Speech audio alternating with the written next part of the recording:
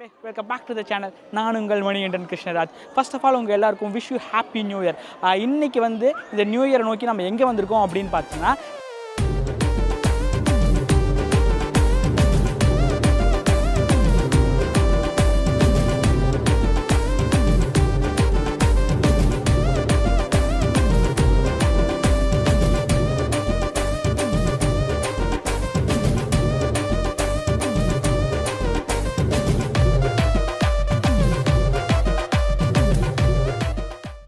ஒருத்தர் உட்காந்து சுண்டல் சாப்பிட்ருந்தாருல, இப்படி தான் போகணுங்க நார்த்து கேட்டுக்கு அப்படின்னு சொன்னார் பார்த்தீங்களா. அவர் நம்மளை செம்மையாக செஞ்சு விட்டார்.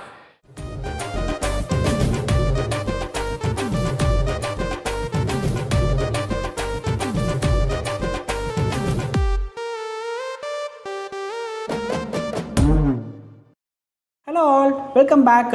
இந்த வீடியோவை ஸ்டார்ட் பண்ணுறதுக்கு முன்னாடி உங்கள் எல்லாருக்கும் நம்மளோட சார்பாகவும் நம்ம சேனல் சார்பாகவும் wish you happy new year wishes சொல்லிக்கிறேன். ஸோ இந்த புத்தாண்டு கண்டிப்பாக நம்ம எல்லாருக்கும் ரொம்பவுமே சந்தோஷமாக அமையணும்னு நான் கடவுள்கிட்ட வேண்டிக்கிறேன். ஸோ நம்ம இன்றைக்கி எங்கே போகிறோம் அப்படின்னு பார்த்தீங்கன்னா, தமிழ்நாடு மேப்பை எடுத்து வச்சிங்கன்னா சென்டரான ஒரு சிட்டி இருக்கும், அதுதான் இந்த திருச்சி சிட்டி. ஸோ திருச்சி அப்படின்னு சொன்னாலே நம்ம எல்லாருக்கும் ஃபர்ஸ்ட் ஞாபகத்துக்கு வருது திருச்சி மலைக்கோட்டை, ஸ்ரீரங்கம் கோயில், கல்லணை, உச்சிப்பிள்ளையார் கோயில், சமயபுரம், திருவானை கோயில் அப்படின்னு சொல்லிக்கிட்டே போனோம். சரி வாங்க, திருச்சி மண்ணை நம்ம காலை ஃபஸ்ட்டு பதிப்போம். இல்லை நம்ம வண்டியோட டயரை ஃபஸ்ட்டு பதிப்போம், அதுக்கப்புறம் நம்ம காலை பதிப்போம். திருச்சி வரது பார்த்தீங்கன்னா ரொம்பவுமே ஈஸிங்க. தமிழ்நாட்டில் நீங்கள் எங்கே இருந்தாலும், கன்னியாகுமரி, கோயம்புத்தூர், சென்னைன்னு இப்படி எந்த இடத்துல இருந்தாலும் வெறும் ஒரு 5லேருந்து 6 மணி நேரம் நீங்கள் டிரைவ் பண்ணால் போதும், திருச்சி வந்து சேர்ந்துடலாம். நம்ம வந்து பார்த்தீங்களா மேட்டுப்பாளையம், அவினாஷி, காங்கேயம், கரூர் வழியாக தான் திருச்சி வந்து சேர்ந்தோம். நான் திருச்சி வரைஞ்சி இதுதான் ஃபர்ஸ்ட் டைம். நான் ஒரு இடத்துக்கு போகிறக்கு முன்னாடி அந்த இடம் எப்படி இருக்கும் அப்படின்னு ஒரு இமேஜினேஷன் வச்சுருப்பேன், இப்படி இருக்குமா அப்படி இருக்குமா அப்படின்ட்டு. ஸோ அந்த ஒரு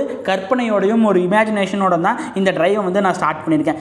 என்ன மாதிரி யாரெல்லாம் ஒரு இடத்துக்கு போகிறக்கு முன்னாடியே இப்படி ஒரு இமேஜினேஷன் வச்சுருப்பீங்களோ அவங்கெல்லாம் கமெண்ட் பாக்ஸில் கமெண்ட் பண்ணுங்கள். இந்த வியாதி எனக்கு மட்டும்தான் இருக்கா, இல்லை இது ஒரு காமனா அப்படின்னு தெரிஞ்சுக்கிறதுக்காக மட்டும்தான் நான் இதை நான் கேட்குறேன்.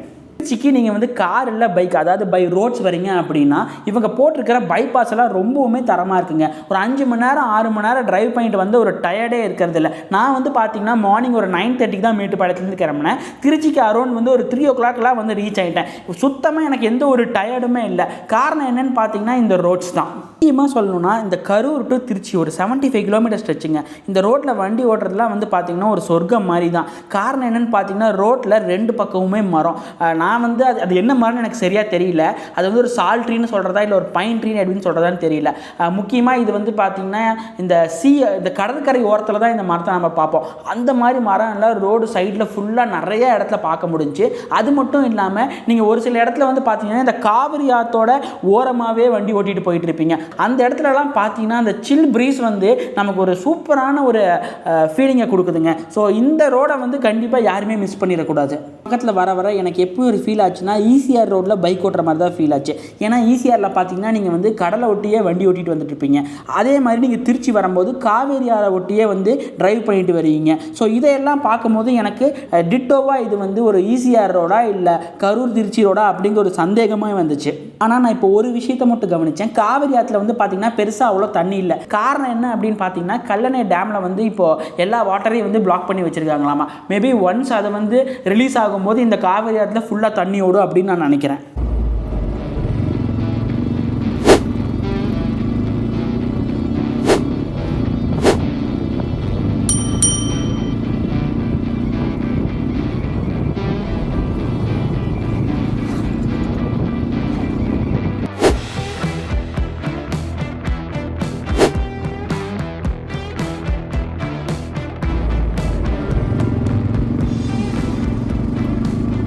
மக்களே, நம்ம இப்போ பார்த்தீங்கன்னா அஃபீஷியலாக திருச்சி சிட்டிக்குள்ளே என்டர் ஆகிட்டோம். நாம் வந்து பார்த்தீங்கன்னா திருச்சி சத்திரம் பஸ் ஸ்டாண்ட் பக்கத்தில் இருக்கிற ஹோட்டல் மாயா அப்படிங்கிற இடத்துல தான் வந்து ரூம் புக் பண்ணியிருக்கோம். நான் ஏன் இங்கே ரூம் புக் பண்ணியிருக்கேன் அப்படின்னு பார்த்தீங்கன்னா இந்த இடத்துலேருந்து திருச்சியோட மேஜர் டூரிஸ்ட் அட்ராக்ஷன் எல்லாமே ரொம்பவுமே பக்கமாக இருக்குது. நீங்கள் எய்தர் உங்கள் ஓன் டிரான்ஸ்போர்ட்டில் வந்தாலும் நீங்கள் ஈஸியாக போய்க்கலாம். அப்படி இல்லை நீங்கள் பப்ளிக் டிரான்ஸ்போர்ட்டை ரிலை பண்ணி வரீங்கனாலும் உங்களுக்கு இது வந்து ஒரு பெஸ்ட் ஆப்ஷனாக இருக்கும்.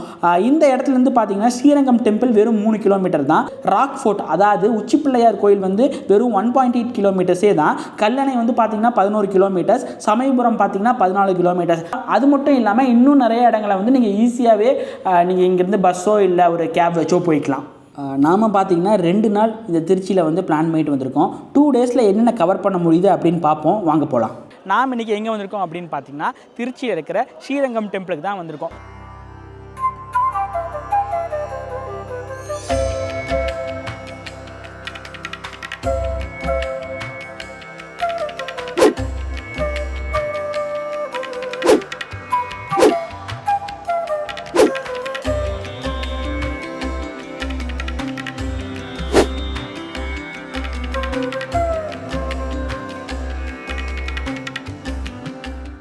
இந்த கோயிலுக்கு வந்து பார்த்தீங்கன்னா நிறைய சிறப்பம்சங்கள் இருக்குது. ஸோ அதை பற்றி ஒவ்வொன்றும் நான் உங்கள்கிட்ட சொல்லிட்டு வரேன். நாம் வந்து ஈவினிங் ஒரு 4:30க்கு கோயில் வந்து ரீச் ஆனோம். இந்த கோவிலை பற்றி சொல்லணும்னா மொத்தம் இந்த கோவிலுக்கு 21 கோபுரம் இருக்காமாங்க.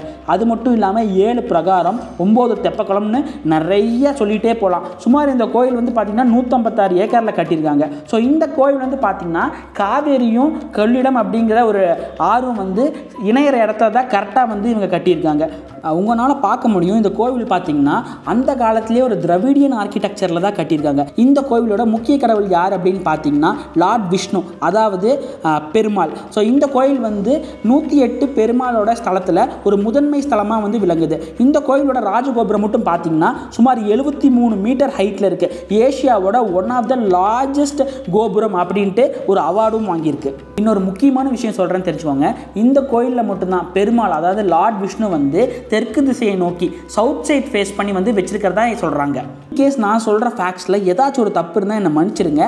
நீங்கள் கரெக்டான இன்ஃபர்மேஷனை வந்து கீழே கமெண்ட் பாக்ஸில் கமெண்ட் பண்ணுங்கள். உங்களோட கமெண்ட்டை வந்து நான் எடுத்து பின் பண்ணி ஹைலைட் பண்ணி வைக்கிறேன். ஸோ மற்றவங்க அதை பார்த்து தெரிஞ்சுப்பாங்க. இந்த கோயில் வந்து பார்த்திங்கன்னா 2017 கலாச்சார அடிப்படையில் யுனெஸ்கோவோட ஏசியா பசிபிக் அவார்டு வாங்கியிருக்கு. அது மட்டும் இல்லாமல் இந்த கோயில் வந்து பார்த்திங்கன்னா 1850களில் தொடங்கப்பட்டு முழுமையாக இந்த கோயிலோட கோபுரத்தை கட்ட முடியல. அந்த ஒரு காரணத்தினால என்னாச்சு அப்படின்னு பார்த்திங்கன்னா 1987 இந்த கோயிலை வந்து கட்டி முடித்தாங்க. கூட்டம் பாருங்கள், தரிசனத்துக்கு எத்தனை பேர் அடித்து பிடிச்சி நின்றுட்டுருக்காங்க அப்படின்ட்டு. நாம் இதில் தான் வெயிட் பண்ணி போகணும். 6:45 திறந்து 8 மணிக்கு இவங்க க்ளோஸ் பண்ணுவாங்க. அதுக்குள்ளே தரிசனம் எப்படி சாத்தியம் அப்படிங்கிறது தெரியல. ஸ்பெஷல் தரிசன டிக்கெட் நீங்கள் வாங்கணுன்னாலே இந்த க்யூவில் நின்று தான் ஆகணுமா. உள்ளே போனால் தான் நம்ம வந்து ஸ்பெஷல் தரிசன டிக்கெட்டே வாங்க முடியும். இன்றைக்கி ஜனவரி 1 அப்படிங்கிறனால கோயிலில் வந்து பார்த்திங்கன்னா கூட்டம் ரொம்பவுமே களை கட்டுது. அது மட்டும் இல்லாமல் இந்த கோயிலில் 4 கேட் இருக்கிறனால எந்த கேட்லேருந்து எவ்வளோ பேர் வராங்க அப்படின்னே தெரில. திடீர்னு ஒரு இடத்துல பார்த்தா அங்கே மக்கள் வந்து பார்த்திங்கன்னா திபுன்னு இருக்காங்க. இதெல்லாம் எப்படி இந்த கோயில் நிர்வாகம் மேனேஜ் பண்ணுதுன்னே நமக்கு ஒன்றும் புரியல. ஸ்ரீரங்கம் கோயிலில் வந்து பார்த்திங்கன்னா மொத்தமாக 3 டைப் ஆஃப் தரிசனம் இருக்குது. ஒன்று வந்து ஃப்ரீ தரிசனம், இன்னொன்று வந்து 100 ரூபா ஃபாஸ்ட் என்ட்ரி அப்படின்னு சொல்கிறாங்க. அதுக்கு அடுத்தது வந்து பார்த்திங்கன்னா 500 ரூபான்ட்டு இன்னொரு டைப் ஆஃப் தரிசனம் இருக்குது அப்படின்னு சொல்கிறாங்க. நாம் வந்து இன்றைக்கி வந்து 100 ரூபா டிக்கெட்டில் தான் போனோம். 100 ரூபா டிக்கெட் வாங்கி போய் நாம் வந்து கிட்டத்தட்ட ஒரு 3 4 மணி நேரம் வெயிட் பண்ணி தான் சாமி பார்க்க முடிஞ்சு. அப்போ ஃப்ரீ தரிசனத்தோட நிலைமை என்ன அப்படிங்கிறத நீங்களே யோசிச்சுக்கோங்க. இதுதான்டா பெரிய சோதனை. 100 ரூபா டிக்கெட் வாங்கிட்டு வந்தாலும் இந்த மாதிரி க்யூவில் சுற்றி தான் நீங்கள் போய் சாமி தரிசனம் பார்க்க வேண்டியதாக இருக்குது. நான் என்ன நினச்சேன்னா 100 ரூபா என்ட்ரி வாங்கியிருக்கோம், மினிமம் ஒரு ½ அன் ஹவர் ஒரு 45 மினிட்ஸ் வெயிட் பண்ணால் பார்த்துடலாம் அப்படின்னு நினச்சேன். ஆனால் இங்கே வந்தால் கதையே வேறு மாதிரி இருக்குது. ஃப்ரீ தரிசனம் போகிறவங்கலாம் நினச்சாலே எனக்கு பயமாக இருக்குது. நம்ம இன்றைக்கி கோயிலுக்கு வந்த நேரம், இன்றைக்கி சிவகார்த்திகேயனும் யோகி பாபுவும் அவங்க ஃபேமிலியோட இந்த ஸ்ரீரங்கம் கோயிலுக்கு வந்திருக்கிறதா இங்கே நிறைய பேர் பேசிகிட்டு இருந்தாங்க. ஆனால் கொஞ்சம் நேரம் கழிச்சு தான் தெரிஞ்சு அது நம்பர் 1 பீலா அப்படின்ட்டு. காரணம் என்னென்னு பார்த்தீங்கன்னா சிவகார்த்திகேயனும் யோகி பாபுலாம் வந்து கோயிலுக்கு வரல, ஏதோ ஒரு பொலிட்டீஷியனோட ஃபேமிலி வந்திருக்காங்க. அதனால வந்து பார்த்திங்கன்னா இங்கே வந்து நிறைய இடத்துல பிளாக் பண்ணி வச்சுருக்காங்க. அதனால நமக்கு கொஞ்சம் டிலே ஆச்சு. One eternity later. ஸோ ஒரு வழியாக சாமி தரிசனம் பார்த்துட்டு வந்தாச்சு. சபரிமலைக்கு அடுத்தது ரொம்ப நேரம் வெயிட் பண்ணி சாமி தரிசனம் பார்த்தது எந்த இடம் அப்படின்னு பார்த்தீங்கன்னா இந்த ஸ்ரீரங்கம் ரங்கநாதர் கோயிலில் தான். ஈவன் திருப்பதியில் கூட ஒரு 2 மணி நேரத்தில் நான் சாமி தரிசனம் பார்த்துட்டேன். இங்கே வந்து பார்த்திங்கன்னா ஒரு 5 மணி அந்த மாதிரி கோயிலுக்கு வந்தேன். இப்போ டைம் பார்த்திங்கன்னா 8:30 ஆயிடுச்சு. ஸோ இப்போ தான் வந்து சாமி தரிசனம் பார்த்து வெளியே வந்திருக்கேன். இனி என் வண்டி எங்கே போட்டிருக்கேன் அப்படின்னு நான் தேடணும். ஏன்னா இங்கே 7 கேட் இருக்குது. ஸோ எந்த கேட்டுக்கு போகணும் அப்படிங்கிறதையும் எனக்கு தெரியல. இப்போ நம்ம எந்த கேட்டுக்கிட்ட போயிட்டுருக்கணும்னு தெரியல, அதை முதல்ல கண்டுபிடிக்கணும். நான் இங்கே வந்து பார்த்திங்கன்னா 5 மணிக்கு வந்து இப்போ 8:30 ஆச்சு நான் வெளியே வரக்கு சாமி தரிசனம் பண்ணிவிட்டு. இதுலேயும் இங்கேயும் வந்து ஸ்பெஷல் தரிசனம் தான். ஸோ அதுக்கே வந்து ரொம்ப லேட்டு. ஏதோ ஒரு விஐபி வந்திருந்தாங்க அப்படின்னு நினைக்கிறேன். ஸோ அதனால வந்து பார்த்திங்கன்னா நிறைய பேரை பிளாக் பண்ணி வச்சுருந்தாங்க. ஸோ அதுவும் ஒரு காரணம்.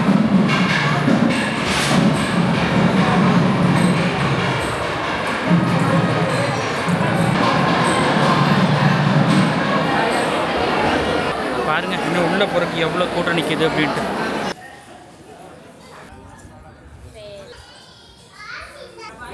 இதே வெளியே போகிற வழியா? வெளியே போகிறது எப்படி போகலாம்? இல்லை நார்த்து கேட்டு போனோம். 7 வாசல் இருக்கிற நடைக்கு எந்த வாசலில் போகணுன்னே தெரியல. ஆக்சுவலாக நான் வண்டியை வந்து நார்த் கேட்டில் தான் நிறுத்திட்டு வந்திருக்கேன். எனக்கு ஒரு செகண்ட் வந்து டவுட்டே ஆகிடுச்சு, நான் நார்த்தில் நிறுத்தினா வெஸ்ட்டில் நிறுத்தினா அப்படின்ட்டு.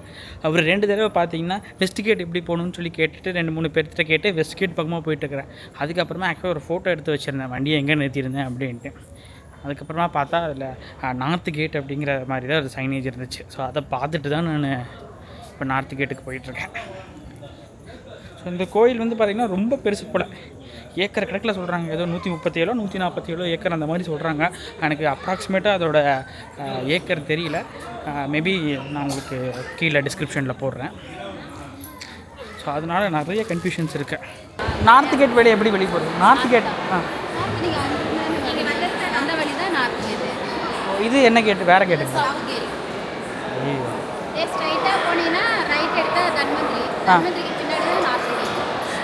நேராக போய் ரைட் எடுக்கணுங்களா? அங்கே ஒருத்தர் உட்காந்து சுண்டல் சாப்பிட்ருந்தாருல, இப்படி தான் போகணுங்க நார்த்து கேட்டுக்கு அப்படின்னு சொன்னார் பார்த்தீங்களா. அவர் நம்மளை செம்மையாக செஞ்சு விட்டார். அங்கேருந்து ஒரு 1 கிலோமீட்டர் பக்கம் நடந்து வந்துட்டு இருந்தேன். இங்கே வந்து நார்த்து கேட்டுக்கு எப்படி போகிறதுன்னு மறுபடியும் ஒரு அக்காட்ட கேட்டால், அந்த அக்கா நீங்கள் வந்த வழி தாங்க நார்த்து கேட்டு, இது சவுத்து கேட்டு அப்படின்ட்டாங்க.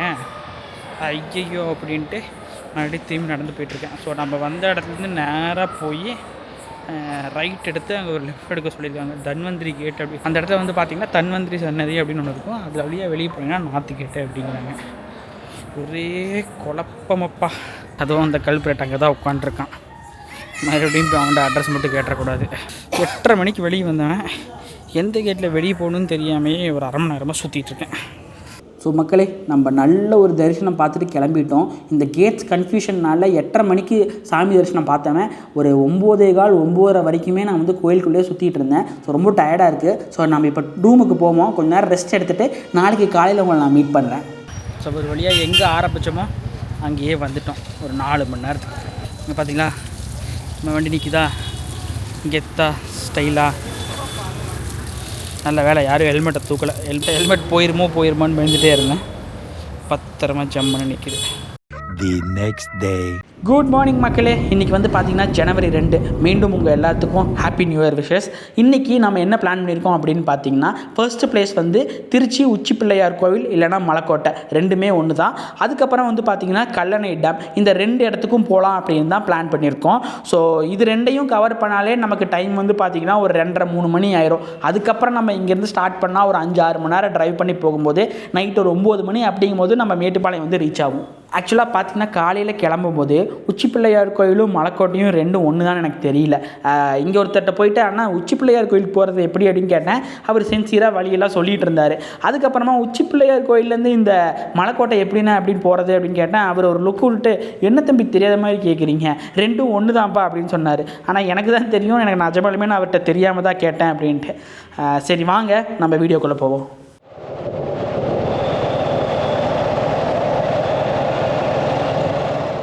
ஸோ நாம் இப்போ கோயில்கிட்ட வந்துவிட்டோம். கோயிலோட என்ட்ரன்ஸ் வந்து பார்த்திங்கன்னா ஒரு ஷாப்பிங் ஸ்ட்ரீட்டில் தான் இருக்குது. ஸோ இந்த இடத்துல வந்து உங்களுக்கு பெருசாக பார்க்கிங்லாம் எதுவும் கிடையாது. நான் என்ன பண்ணேன் அப்படின்னு பார்த்தீங்கன்னா, கோயிலேருந்து கொஞ்சம் தூரத்தில் சாரதாஸ் அப்படின்னு ஒரு டெக்ஸ்டைல்ஸ் இருந்துச்சு. அங்கே போயிட்டு பைக் பார்க் பண்ணிவிட்டு வந்துட்டேன். அங்கே நீங்கள் துணி எடுத்திங்கன்னா உங்களுக்கு வந்து பார்க்கிங் ஃப்ரீ, அப்படி இல்லாட்டி 50 ரூபா சார்ஜ் அப்படின்னு சொன்னாங்க. சரி நான் 50 ரூபா போனால் பரவாயில்ல, பைக் சேஃபாக நிற்கட்டும் அப்படின்ட்டு அதோட பார்க்கிங்கில் போட்டுட்டு நான் நடந்து வந்து கோயிலோட என்ட்ரன்ஸுக்கு வந்து ரீச் ஆகிட்டேன். என்ட்ரன்ஸுக்கு வந்தோடனே ஒரு அண்ணன் ரொம்ப பாசமாக, தம்பி செருப்பு இங்கே கழட்டி விட்டு போங்கப்பா அப்படின்னு சொன்னாங்க. நானும் சரி ஓகே இங்கே கழட்டி விட்டு போகலாம் அப்படின்னு பார்த்தா, அதுக்கப்புறமா ஒரு மாலை எடுத்து கொடுத்துட்டு, தம்பி 100 ரூபாப்பா அப்படின்னாங்க. அண்ணா மாலைலாம் எனக்கு வேண்டாண்ணே அப்படின்னு சொன்னேன். இல்லைப்பா நீங்கள் செருப்பிங்க ஒன்றுனா மாலை வாங்கிட்டு தான் போகணும் அப்படிங்கிற மாதிரி சொன்னார். ஸோ நானும் என்ன பண்ணுறதுன்னு தெரியாமல் வேறு வழியே இல்லாமல் அந்த மாலையை வாங்கிட்டு கோயிலுக்கு மேலே ஏற ஆரம்பித்தேன். மொத்தமாக இந்த கோயிலில் வந்து பார்த்திங்கன்னா ஒரு 300லேருந்து 400 படி தான் இருக்குது. ரொம்ப ஹைட்டெல்லாம் இல்லை. கோயில் வந்து பார்த்திங்கன்னா ஒரு 83 மீட்டர் ஹைட்டில் தான் இருக்குது. இதை நான் எப்படி உங்களுக்கு கம்பேர் பண்ணி சொல்கிறது அப்படின்னு பார்த்தீங்கன்னா, நம்ம ஸ்ரீரங்கம் கோயிலோட ராஜகோபுரம் இருக்குல்ல, அது வந்து 73 மீட்டர் ஹைட்டு தான். அதே மாதிரி இந்த உச்சி பிள்ளையார் கோயிலோட மலையோட ஹைட் வந்து பார்த்திங்கன்னா 83 மீட்டர் தான். ஒரு 10 மீட்டர் தான் ஜாஸ்தி. ஸோ நிறைய பேர் வந்து பார்த்திங்கன்னா மலையேறதுக்கு பயந்துட்டு இந்த இடத்துக்கு வராமல் இருக்காங்க. ஸோ நீங்கள் ரொம்ப பயப்படலாம் வேண்டாம், ஈஸியாக ஏறிடலாம். வெற்றிகரமாக நம்ம வந்து பார்த்திங்கன்னா உச்சி பிள்ளையார் கோயிலோட உச்சிக்கு வந்துட்டோம். எனக்கு வந்து ஒரு 10லேருந்து 15 நிமிஷம் ஆச்சு. ஒரு 2 இடத்துல நின்னேன். அது மட்டும் இல்லாமல் போகிற இடத்துலலாம் உங்களுக்கு தண்ணி பாட்டில் அப்புறம் ஸ்நாக்ஸ் அந்த மாதிரிலாம் கிடைக்கிது. நீங்கள் பயப்படவே வேண்டாம். ஒருவேளை நீங்கள் வந்து ஏஜ்டு பர்சனாக இருந்தீங்கன்னா மேக்ஸிமம் உங்களுக்கு ஒரு 25லேருந்து 30 நிமிஷம் தான் ஆகும் மேலே ஏறுறதுக்கு. ஸோ நம்ம கடைசி மலை. ஸோ இந்த இடம் பார்த்தீங்களா, இது மட்டும் ஏறினா மேலே வந்து அங்கே விநாயகரை பார்க்கலாம். சரி இருங்க, நான் போய் சாமி கும்பிட்டு வந்துடுறேன். காற்று பார்த்தீங்களா எவ்வளோ ஸ்பீடாக அடிக்குது அப்படின்ட்டு. ஆக்சுவலாக நான் என்ன பிளான் பண்ணிட்டு வந்தேன்னா, இங்கே மேலே வந்து இந்த உச்சியிலேருந்து ஒரு ட்ரோன் ஷாட் எடுத்து உங்களுக்கு எல்லாருக்கும் காட்டலாம் அப்படி தான் நினச்சேன். பட் ஆனால் இங்கே அடிக்கிற காற்றோட ஸ்பீடை பார்த்தா எனக்கு ட்ரோன் ஃப்ளை பண்ணுறது ஒரு பெரிய ரிஸ்க் அப்படின்னு தோணுது. ஸோ அதனால் நான் அந்த வேலையை இன்றைக்கி நான் பண்ணலை. ஒருவேளை நான் நெக்ஸ்ட் டைம் நான் எகெயின் இந்த இடத்துக்கு வந்தேன் அப்படின்னா கண்டிப்பாக உங்களுக்கு ஒரு ட்ரோன் ஷாட் வந்து எடுத்து காட்டுறேன். இப்போ டைம் வந்து பார்த்தீங்கன்னா கரெக்டாக 11:30 ஆச்சு. இங்கேருந்து நம்ம ரூமுக்கு ஒரு 1/4 மணி நேரம். நம்ம ரூமுக்கு போயிட்டு நம்மளோட திங்ஸ் எல்லாத்தையும் கம்ப்ளீட்டாக பேக் பண்ணி வச்சுட்டு அதுக்கப்புறமா நம்ம கல்லணை கிளம்புவோம். கல்லணை போயிட்டு திரும்பி வரும்போது வர வழியில் நிறைய ரெஸ்டாரண்ட் இருக்குது அப்படின்னு சொன்னாங்க. அங்கே நம்ம லஞ்சை முடிச்சுட்டு அதுக்கப்புறமா ஒரு 2-2:30 இங்கே ரிட்டர்ன் வந்துட்டு ரூம்லேருந்து கிளம்பி மேட்டுப்பாளையத்துக்கு ஸ்டார்ட் பண்ணுவோம். நம்ம ரூம்லேருந்து கிளம்பும் போது அங்கே ஒரு அண்ணாட்ட கேட்டோம். நான் உங்கள்கிட்ட முன்னாடியே சொல்லியிருந்தேன்ல, காவிரி ஆற்றுல சுத்தமாக தண்ணி இல்லை, காரணம் என்ன அப்படின்னு தெரில அப்படின்ட்டு. அதுக்கான காரணம் என்னென்னு பார்த்தீங்கன்னா, கல்லணை டேமில் வந்து ஏதோ ஒரு மெயின்டெனன்ஸ் ஆக்டிவிட்டி போயிட்டுருக்காமா. அதனால அங்கே எல்லா தண்ணியுமே பிளாக் பண்ணி வச்சுருக்காங்களாமா. ஸோ அதனால் இப்போ கல்லணை டேமில் வந்து தண்ணி வந்து வராது, ஒரு 4 நாள் 5 நாள் ஆகும் அப்படிங்கிற மாதிரி சொன்னாங்க. நீங்கள் கல்லணை டேமுக்கு போகிறீங்க அப்படின்னா அங்கே தண்ணி வரும்போது தான் அந்த டேமை பார்க்குறக்கே அழகாக இருக்கும். மற்ற நேரத்துலலாம் போனால் வேஸ்ட்டுங்க, உங்களுக்கு டைம் வேஸ்ட் பண்ணாமல் வேறு எங்கேயாச்சும் போங்க அப்படின்னு சொன்னார். ஸோ அதனால் இப்போ நான் என்னோடய முடிவை மாற்றிக்கிட்டேன். இப்போ டைம் 1 சரி சாப்பிட்டு நம்ம அப்படியே மேட்டுப்பாளையம் கிளம்புவோம். அதுக்கப்புறமா முக்கியமான ஒரு விஷயம் நான் உங்கள்கிட்ட சொல்கிறேன். நம்ம கோபுரோவோட ஒரு கார்டிலேருந்து டேட்டா ட்ரான்ஸ்ஃபர் பண்ணும்போது தெரியாமல் அதை நான் ஃபார்வர்ட் பண்ணிட்டேன். அதனால் என்கிட்ட சில ஃபுட்டேஜஸ் வந்து மிஸ் ஆயிடுச்சு. அது என்னென்ன ஃபுட்டேஜ் அப்படின்னு பார்த்தீங்கன்னா, நான் இங்கே சாப்பிட்ட ரெஸ்டாரண்ட்டில் ஒரு குட்டி குட்டி ஃபுட் ரிவ்யூ மாதிரி பண்ணியிருந்தேன் உங்களுக்கு எல்லாம் காட்டலாம் அப்படின்ட்டு. ஸோ அதெல்லாம் மிஸ் ஆயிடுச்சு, ஒரு சின்ன வருத்தம். ஸோ நான் இங்கே பார்த்தீங்கன்னா 2 நாளில் எங்கெல்லாம் சாப்பிட்டேன் அப்படிங்கிறத உங்களுக்கு இப்போ நான் லிஸ்ட் பண்ணுறேன். நீங்களும் அதை ட்ரை பண்ணி பாருங்கள். நாம் ஃபுல்லாக கோயில் போகிற பிளானில் இருந்ததுனால பியூர் வெஜ் தான் சாப்பிட்டேன். ஸோ நான் வந்து ஃபஸ்ட்டு டே வந்த உடனே மீல்ஸ் எங்கே சாப்பிட்டேன் அப்படின்னு பார்த்தீங்கன்னா ஹோட்டல் கீதாஞ்சலி. அதுக்கு அடுத்த நாள் வந்து பார்த்திங்கன்னா சங்கீதாவில் பிரேக்ஃபாஸ்ட் சாப்பிட்டேன். லஞ்ச் வந்து பார்த்திங்கன்னா பஸ் ஸ்டாண்ட், சத்திரம் பஸ் ஸ்டாண்டுக்குள்ளே வந்து ராஜா மெஸ் அப்படிங்கிற இடத்துல சாப்பிட்டேன். 3 இடத்துலையுமே ஃபுட்டு வந்து ரொம்பவுமே செம்ம டேஸ்ட்டாக தான் இருந்துச்சு. ஒருவேளை நீங்கள் கோயிலுக்கு போகிற மாதிரி பிளான் இல்லாமல் திருச்சி வரீங்க அப்படின்னா இங்கே நிறையா நான்வெஜ் ஆப்ஷன்ஸும் இருக்குது. அதில் பெஸ்ட் அப்படின்னு பார்த்தீங்கன்னா புகாரி ரெஸ்டாரண்ட், அதுக்கப்புறம் ஏஎம் பிரியாணி. ஸோ நீங்கள் இங்கேயும் ட்ரை பண்ணி பாருங்கள். நீங்கள் திருச்சி வந்தீங்கன்னா நான் மிஸ் பண்ணேன் இந்த கல்லணை டேம், சமயபுரம், திருவானைக்கோயில், அப்புறம் லார்ட்ஸ் சர்ச். இந்த சர்ச் வந்து பார்த்திங்கன்னா ஃப்ரான்ஸில் இருக்கிற லார்ட்ஸ் சர்ச்சை அவர் இன்ஸ்பயர் பண்ணி கட்டினதாமா. ஸோ இது எல்லாமே கண்டிப்பாக மிஸ் பண்ணாமல் பார்த்துட்டு போங்க. ஸோ இந்த வீடியோ உங்கள் எல்லாருக்கும் பிடிச்சிருக்கும் அப்படின்னு நினைக்கிறேன். அப்படி இந்த வீடியோ உங்களுக்கு பிடிச்சிருந்துச்சுன்னா மறக்காமல் இந்த வீடியோவுக்கு ஒரு லைக் பண்ணிக்கோங்க. அப்படியே நம்ம சேனலை சப்ஸ்கிரைபும் பண்ணிக்கோங்க. நீங்கள் யார் கூட திருச்சிக்கு போய் இங்கெல்லாம் சுற்றி பார்க்கணும் அப்படின்னு ஆசைப்பட்றீங்களோ அவங்களுக்கு இந்த வீடியோவை ஃபார்வர்ட் பண்ணி விட்டுருங்க. So see you all soon in next vlog. Until then, it's bye from me, Manikandan Krishnaraj.